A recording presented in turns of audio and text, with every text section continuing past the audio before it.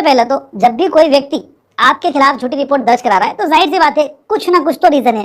कोई व्यक्ति आपके खिलाफ झूठी रिपोर्ट दर्ज करा रहा है तो सबसे पहले तो डरना बिल्कुल नहीं है। या झूठी एफआईआर थाने पे दर्ज करा रहा है और मामला जो है वो 7 साल तक की सजा वाला है, यानी जो आरोप वो आप पे लगा रहा है, जो शिकायत वो आपके खिलाफ कर रहा है, उसमें जो सजा का प्रावधान है वो 7 साल तक की सजा का प्रावधान है।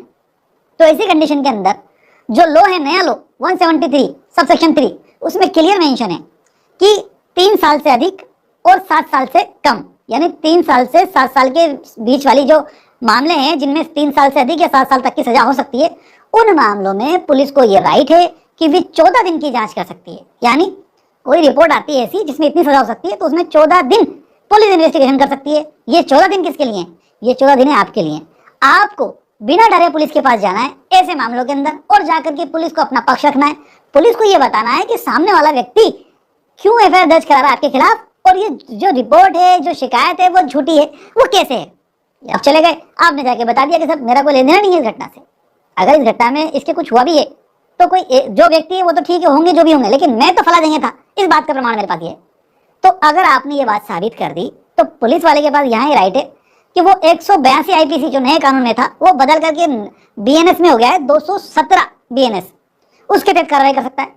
पहले जो कानून था 182 उसमें केवल 6 कि अगर झूठी सूचना भी दी ना पुलिस को तो भाई तेरे को अब 1 साल तक की सजा हो सकती है और जो फाइन होगा वो 10,000 तक का हो सकता है। यानी सजा या तो 1 साल की हो सकती है या फाइन हो सकता है, दोनों में से एक ही होगा। कोर्ट चाहे तो दोनों भी कर सकती है, वैसे कोर्ट के पास पावर है। ये तो हुई सिर्फ सूचना देने वाली बात, लेकिन उसने रिपोर्ट भी दर्ज करा दी, एफआईआर दर्ज हो गई और वो भी झूठी एफआईआर है। उसने क्या आरोप लगाया कि आपने अपराध किया है उसके साथ।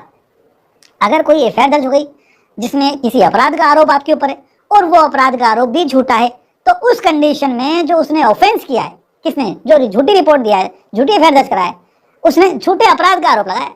अब उसके खिलाफ जो कार्रवाई होगी वो पुराने आईपीसी के अंदर 211 में थी जिसमें 2 साल तक की सजा हो सकती थी ऐसे व्यक्ति को, या फाइन हो सकता था। फाइन फिक्स नहीं था, लेकिन नए कानून में 248 एक नया प्रोविजन कर दिया गया 48 ए, जिसमें 248 ए के तहत ऐसे व्यक्ति को 5 साल तक की सजा हो सकती है और या फिर फाइन हो सकता है जो कि 2 लाख रुपए तक का हो सकेगा, या फिर कोर्ट दोनों कर सकती है। लेकिन इस व्यक्ति ने अगर आपके खिलाफ ऐसा अपराध का आरोप लगाया था जो कि ऐसा था जिसमें आपको 10 साल तक की सजा हो सकती थी या तो या उससे अधिक, मतलब मिनिमम आपको 10 साल की सजा होती ही अगर आप पनिश होते उस ऑफेंस के लिए जो कि झूठा था। इसने लगाया आप पे एलिगेशन कि आपने इस तरीके का अपराध किया है। 10 साल से अधिक की सजा वाला मामला यानी मृत्युदंड का कोई आरोप लगा दिया जिसमें आपको सजा हो सकती है, या आजीवन कारावास आपको सजा हो सकती है। ऐसे मामले कौन से हो सकते हैं? बलात्कार का लगा दिया, हत्या का लगा दिया, हत्या सहित डकैती का लगा दिया। इस तरीके के मामले जिनमें आपको 10 साल से अधिक की सजा हो सकती थी, वो झूठे आरोप में आपको फंसाना चाह रहा था, तो उस कंडीशन में 248 बी के तहत कार्रवाई होगी इस व्यक्ति के खिलाफ और इसे खुद को स्वयं को अब 10 साल तक की सजा हो सकती है और फाइन अनलिमिटेड है, लेकिन बहुत ज्यादा नहीं होगा। मतलब कोर्ट 2 लाख से बढ़ा के करेगी ना, यानी 5 लाख भी कर सकती है, 10 लाख भी कर सकती है, फिक्स नहीं है यहाँ पर। तो कुल मिलाकर के आपके बचाव के लिए 3 चीजें और मैं बता रहा हूँ आपको। सबसे पहली तो आपको कि अगर कोई झूठी रिपोर्ट दर्ज होती है तो डरने की जरूरत नहीं है, अपना पक्ष आपको रखना चाहिए। अगर कोई गंभीर मामले का आप पे अपराध का आरोप लगा दिया, कोई गंभीर अपराध का, तो उस कंडीशन में वकील की गाइडेंस से आपको जाकर के पुलिस के पास पक्ष रखना है अपना। लेकिन अगर 7 साल तक की सजा वाले मामले तो चले जाएं आप। पुलिस 7 साल तक की सजा वाले मामलों के अंदर सुप्रीम कोर्ट के तहत भी बाउंड है। सुप्रीम कोर्ट ने 41 सीआरपीसी जो हम यूज करते थे वो अब नए कानून के अंदर 35 बीएनएस शुरू हो गया है। 35 बीएनएस सबसेक्शन 3 से लेकर के 6 तक में, जहां पे आपकी गिरफ्तारी की आवश्यकता नहीं है तो आपको ये नोटिस मिलेगा 35 का। इसमें अगर कोई पुलिस वाला आपको गिरफ्तार करना चाहता है तो उसको कारण देना पड़ेगा कि भाई वो क्यों गिरफ्तार करना चाह रहा है, तो कारण होना चाहिए रीजनेबल। तो ऐसी स्थिति के अंदर क्या होगा, जहां 7 साल तक की सजा वाले मामले वहां पे आपकी गिरफ्तारी होनी नहीं है, ईमान के चलिए लगभग।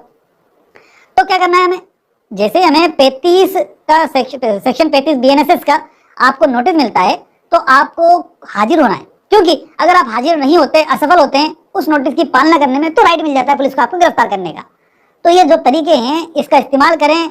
कोई भी व्यक्ति अगर आपके खिलाफ रंजिशवश किसी भी कारण से झूठी रिपोर्ट दे रहा है या झूठी शिकायत थाने पे दे रहा है तो आप बिना डरे अपना पक्ष रखें, साबित करें। कंफ्यूजन है तो कमेंट बॉक्स आपके लिए अवेलेबल है, आप सवाल कर सकते हैं कमेंट करके।